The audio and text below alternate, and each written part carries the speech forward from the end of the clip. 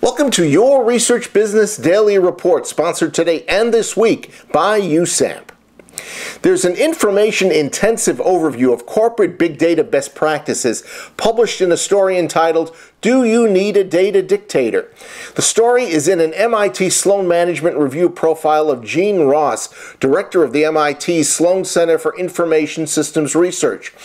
Ross has focused over the past 4 years on how companies gain value from IT, digitize their processes, and boost use of information.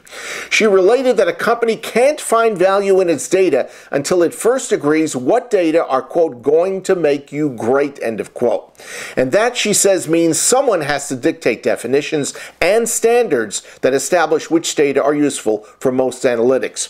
Ross cited Aetna and Capital One as a couple of businesses with the right approach to data.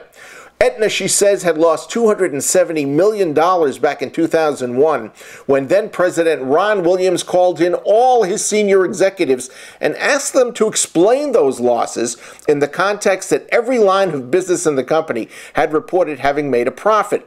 Ross said that Williams fixed his problem by taking control of Aetna data and began an era of consistent reporting. Since early in the 2000s, Capital One has conducted, quote, incredible analytics, according to Ross, so that it can now customize credit cards to very small demographic segments.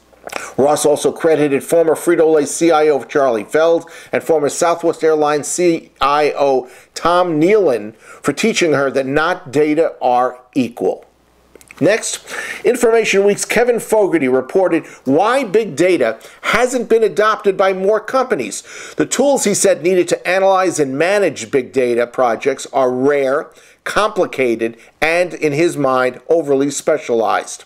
Shalini Das, director of the Corporate Executive Board's technology practice, explained the repercussions. Quote, 82% of employees in an average company need some analytic skills and access to information in order to do their job, she said.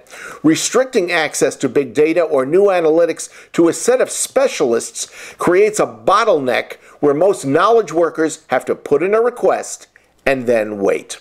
We've created a link for this story underneath this RBDR video screen. Finally, the Grocery Manufacturers Association, McKinsey and Company, and Nielsen released a survey that reveals how CPG companies win in their respective categories.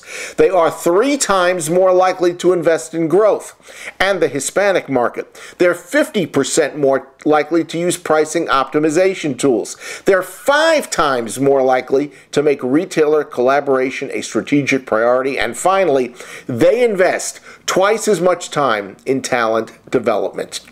We've also linked to this study beneath my talking head. That's your Research Business Daily Report, sponsored by USAMP. We hope you have a great research day, and please join us again tomorrow.